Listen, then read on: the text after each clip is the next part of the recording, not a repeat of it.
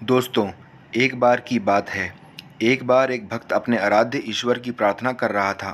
प्रार्थना करते-करते वह रो रहा था और उसने कहा कि मेरी ज़िंदगी में कोई कदर नहीं है, मेरी ज़िंदगी में कोई वैल्यू नहीं है, मेरा बुरा वक्त चल रहा है, कृपया मुझे कोई रास्ता दिखाएँ। तो भगवान ने उसकी सुन ली और उसको एक पत्थर दिया, लाल चमकदार। जी हाँ, लाल चमकदार पत्थर। भगवान ने कहा कि जाओ और इस पत्थर की कीमत पता करके आओ, लेकिन तुम इस पत्थर को बेच नहीं सकते। जब तुम इस पत्थर की कीमत पता करके आओगे, तब शायद तुम्हें अपनी ज़िंदगी की कीमत पता लग जाएगी। वह गया। सबसे पहले को एक फल वाले के पास गया।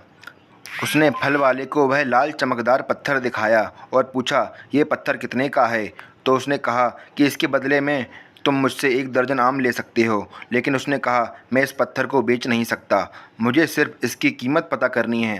फल वाले ने कहा कि मैं इसके बदले में आपको सिर्फ 1 दर्जन आम ही दे सकता हूँ। आगे चला गया। आगे जाकर को एक सब्जी मंडी में पहुँचा।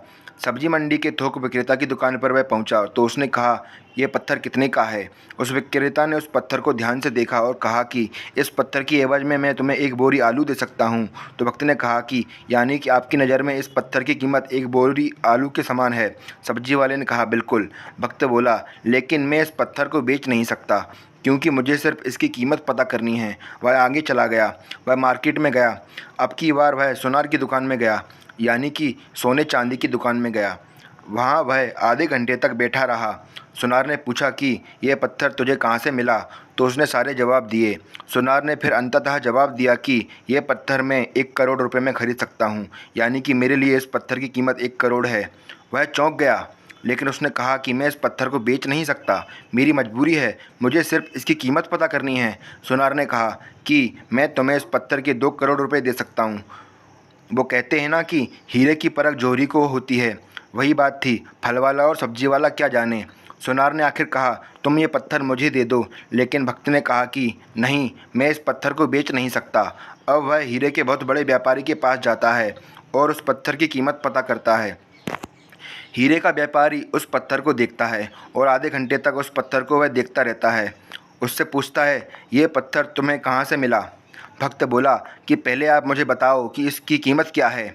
हीरे का व्यापारी कहता है कि इसकी मैं क्या कीमत बताऊं, जो बेशकीमती है।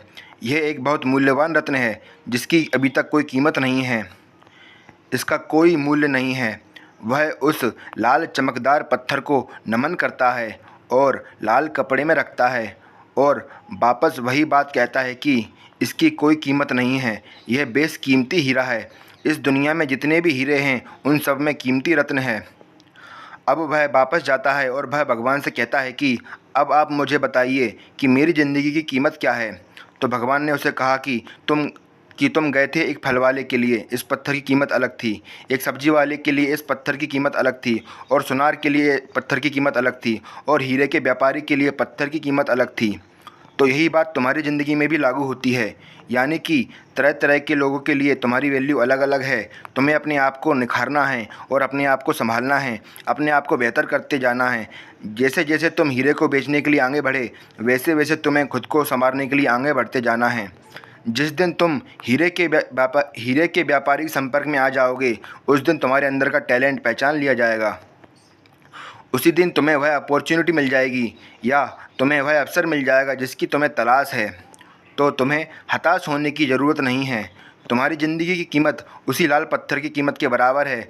बस यही है कि अभी तक तुम सही इंसान के संपर्क में नहीं आए हो।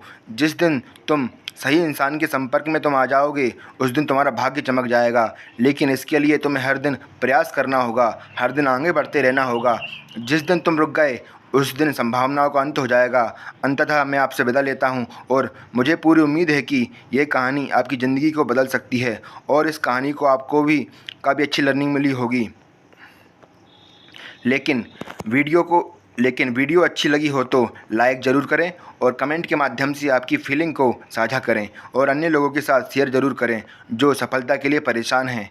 अगर आप इसी तरह की और भी कहानियों को पढ़ना और सुनना चाहते हो तो SR हिंदी कहानियाँ चैनल आपका स्वागत करता है।